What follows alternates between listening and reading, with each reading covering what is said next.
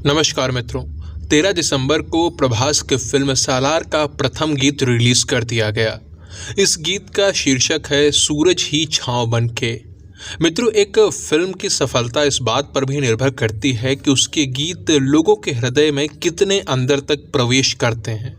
कई बार तो फिल्म अच्छी ना भी हुई तो भी उसके गीत ही उसे हिट फिल्मों की श्रेणी में लाकर खड़ा कर देते हैं।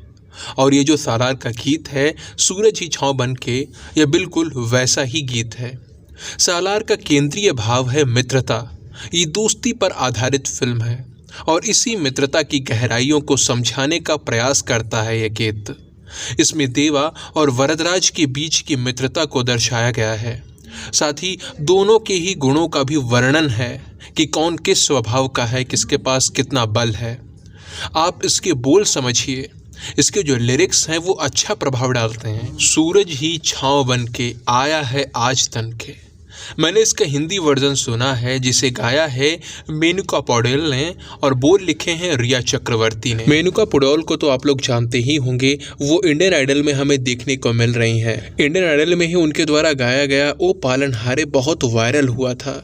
इस गीत पर श्रेया घोषाल रोने लगी थी। बहुत ही मधुर आवाज़ है उनकी और अपनी आवाज़ की मधुरता को उन्होंने इस मित्रता के गीत में भी बिखेर दिया है। इसे और ज़्यादा आकर्षक बना दिया है अपनी आवाज़ से उन्होंने। वो नेपाल की रहने वाली हैं, जन्म से नेत्रहीन हैं, बहुत ही कठिनाइयों का सामना करते हुए यहाँ तक पहुँची हैं। आशा करता हूँ वो ऐसे ही आगे बढ़ती जाएंगी और हमें उनकी आवाज़ में और कई सारे मधुर गीत सुनने को मिलते रहेंगे। मित्रों, सालार का जो ये गीत है इसकी सबसे बड़ी विशेषता ये है कि आजकल जो एक नियम बन चुका है कि गीत होगा तो वो एक लड़का लड़की के प्रेम पर ही होगा, उसके विपरीत है। ये मित्रता के संबंध पर आधारित है। वैसे एनिमल में भी पिता पुत्र के संबंधों पर आधारित गीत सुनकर मन प्रसन्न हो गया था, उसी प्रकार से इसे सुनकर भी अब तो सालार को देखने की उत्सुकता और बढ़ गई है। वैसे इसके ट्रेलर ने ही फिल्म के प्रति जितने भी नकारात्मक विचार थे मेरे मन में, उन्हें निकाल दिया था और अब इस गीत ने तो उत्सुकता को और ही अधिक ऊंचाइयों पर पहुंचा दिया है।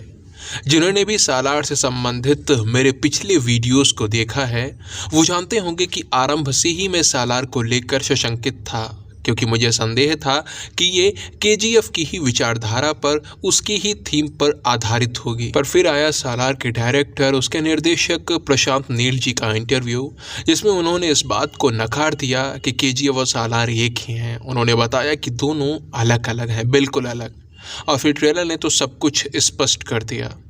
अब तो इस गीत के आने के बाद इस बात में लेश मात्र भी संदेह नहीं रह गया है कि फिल्म हमें अपने साथ जोड़कर भावुक भी करेगी और एक नया ही अनुभव प्रदान करेगी। ये जो अभी दिसंबर में रिलीज़ होने जा रहा है ये सालार का प्रथम भाग है। इसमें देवा और वरदराज के बीच की मित्रता की गहराइयों को दिखाया जाएगा।